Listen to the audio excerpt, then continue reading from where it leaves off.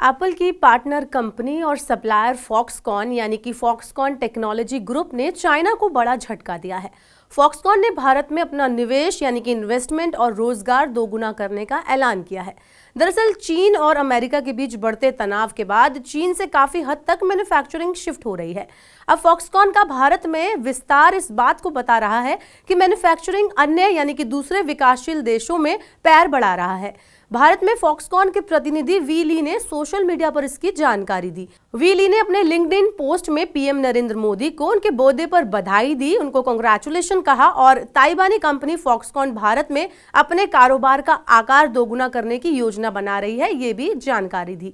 हालांकि इस विस्तार को लेकर कंपनी की तैयारियों के बारे में उन्होंने कोई जानकारी नहीं दी। ली ने कहा कि हम भारत में रोजगार, एफडीआई और व्यापार के आकार को दोगुना करने का लक्ष्य रखते हैं।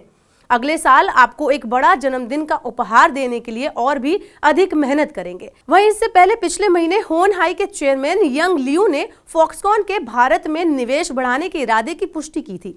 ये भारत में पहले से ही 9 प्रोडक्शन कैंपस और 30 से ज्यादा कारखानों का संचालन करता है, जिसमें हजारों लोग काम करते हैं। लियू ने कहा है कि कंपनी देश में और विस्तार करने की शुरुआती चरण में है, जहां उसे सालाना लगभग $10 बिलियन का रेवेन्यू मिलता है।